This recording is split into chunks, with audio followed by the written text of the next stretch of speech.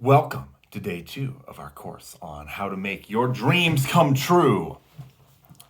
This is going to be a short one, and I think for many of us, maybe a hard one. This has to do with destructive criticism. The single most ruinous thing that we can do to ourselves, to our families, and to our loved ones is to use destructive criticism. It is a tool often used by parents and authority figures, and often by well-meaning people who wanted us to figure it out, to straighten up, to get it right, to get ourselves together, to be that productive, good person they knew we could be, right?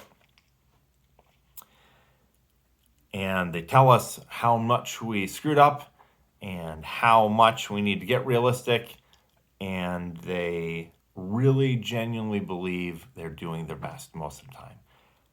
And it's about as useful as taking a baseball bat to a piece of office equipment. It's not useful at all. Super not useful.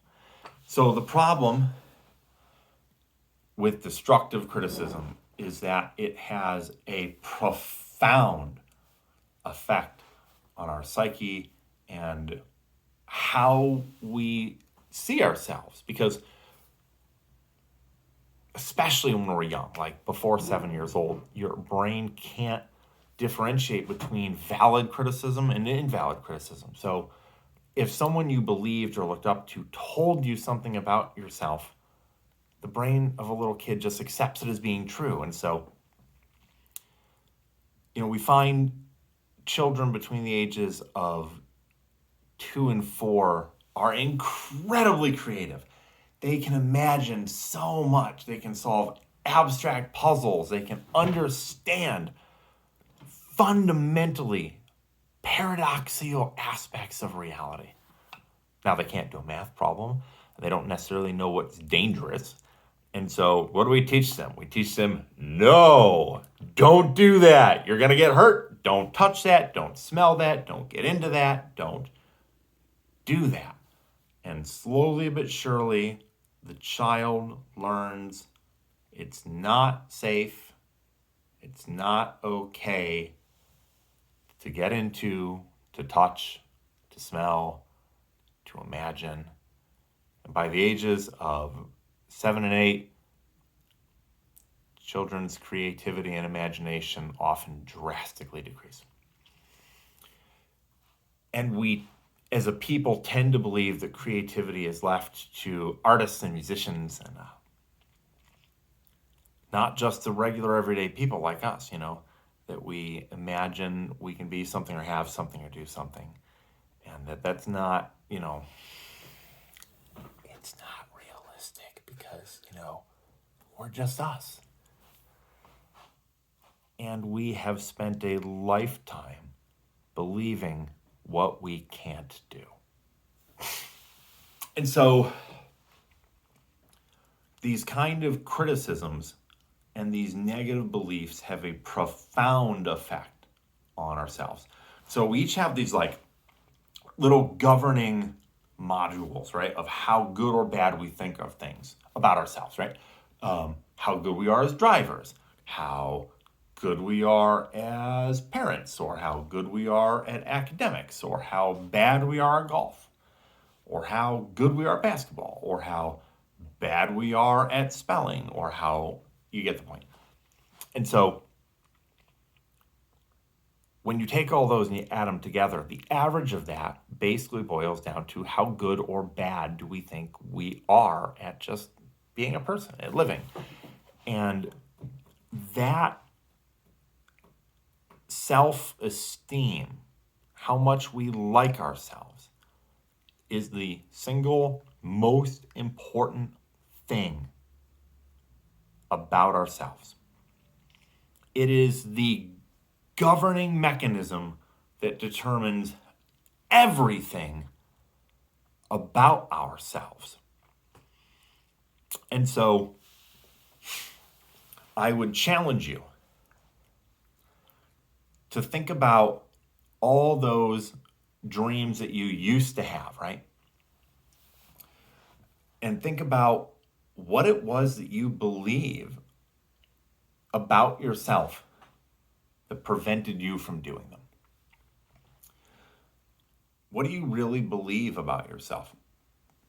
So kind of go through some things about your life that you do, right? Especially the important ones.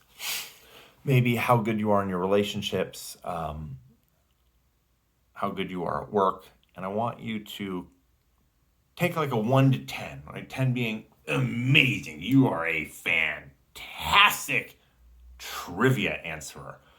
All the way to 1 being, I am God's awful at making eggs. I'm just the worst egg cook ever. And I want you to think about that.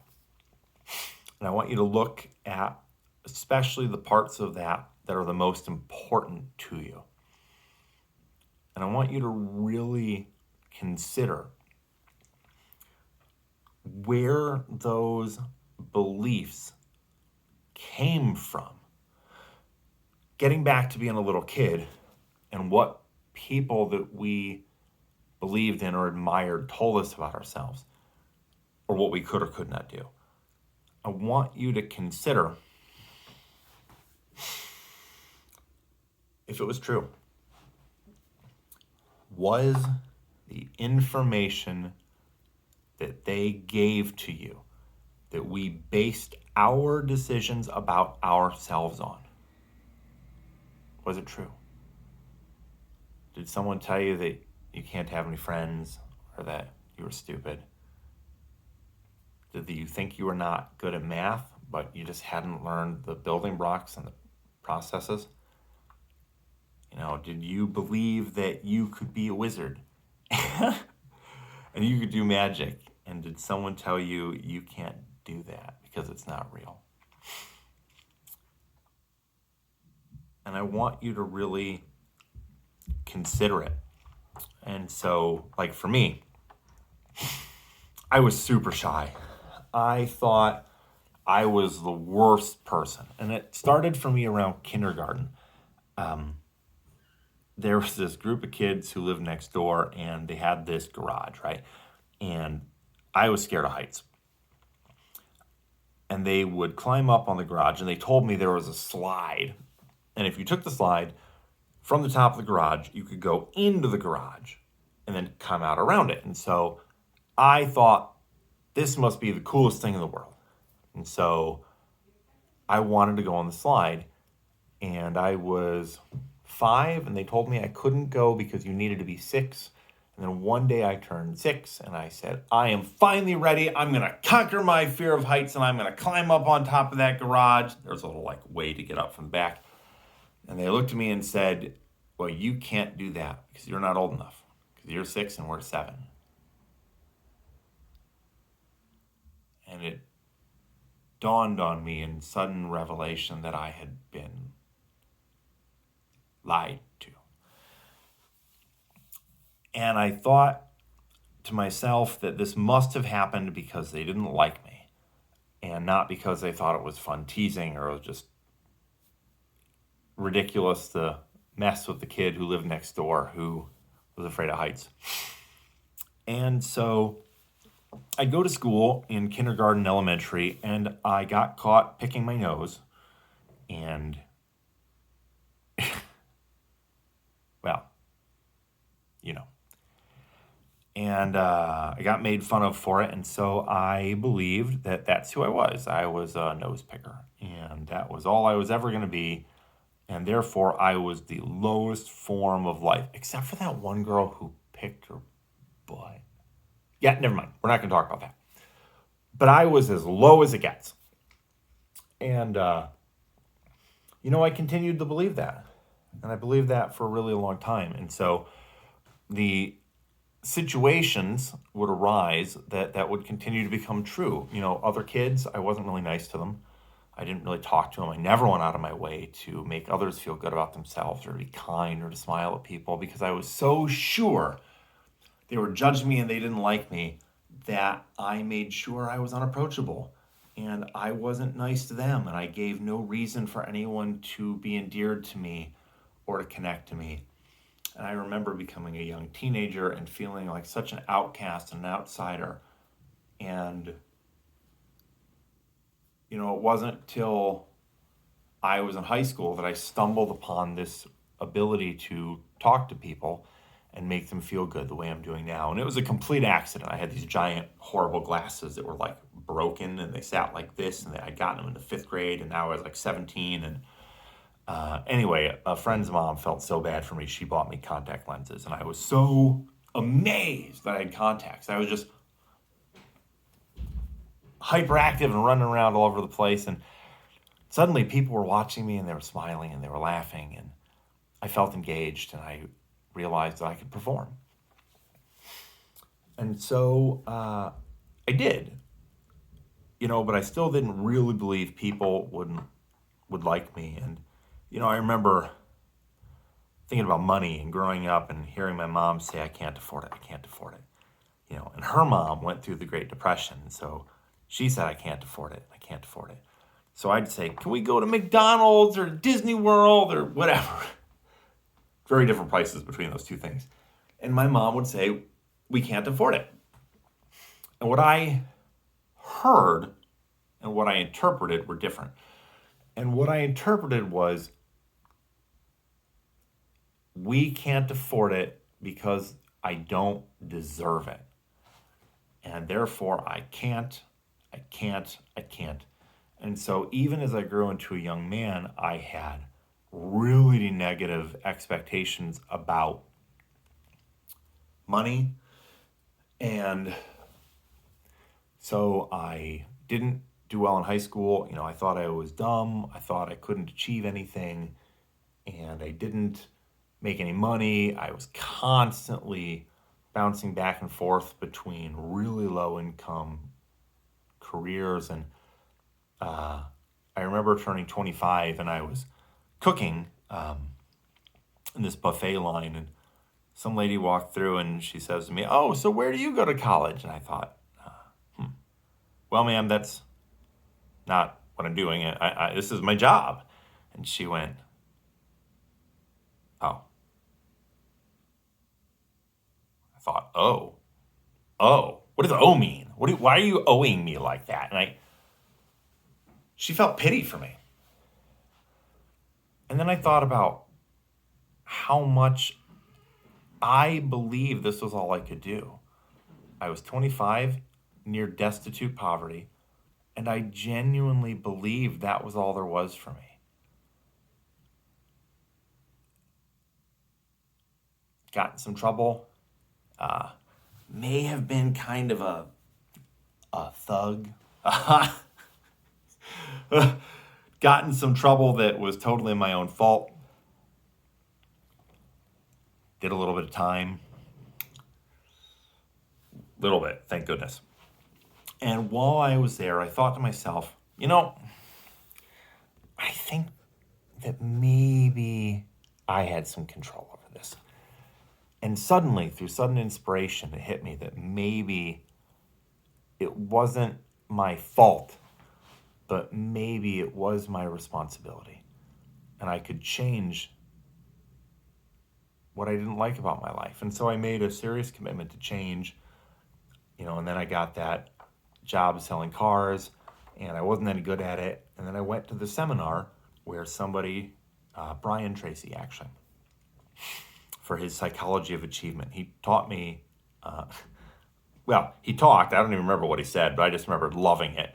And so I bought this CD set similar to what you're getting now, and I listened to it. And one of the things that really stuck with me is he said that fault is looking at a past that cannot be changed. But responsibility, the ability to respond, that space between stimuli and the choice of our actions, that looks at a future that you can control, and that we are as happy as we feel we are able to control our own lives and steer our own course. And so I started looking at all of the things I believed about myself, from negative beliefs and criticisms and things I had come to expect, outcomes I expected, and I thought about the attitudes that I had, and I decided that anything I didn't like about myself, I could change. And that all of these situations I had experienced, even though they weren't my fault, they were my responsibility. And I decided that I could choose who I wanted to be. So I started to cut away from myself everything that was not consistent with who I wanted to be. Ultimately leading me to here years later, to being able to share this with you, because I couldn't think of anything else I actually really feel more passionate about. This is maybe my favorite thing. And so I hope you get something out of it. So to condense all this, to summarize, the effects of criticism that we've experienced in life, the negative beliefs we have about ourselves, or that we have had, and the good beliefs we have about ourselves, come together to create our self-worth, right? Maybe not the way other people see us, maybe not the way we'd like to see ourselves, but how we really feel about ourselves, how much we like about ourselves. And I want you to just think about it. And then we're going to pick up next time, and we're going to talk about how those beliefs affect our expectations, and how those expectations affect our outcomes, and how we can change those outcomes based on changing what we've chosen to believe, regardless of fact. That's all for today. See you next time.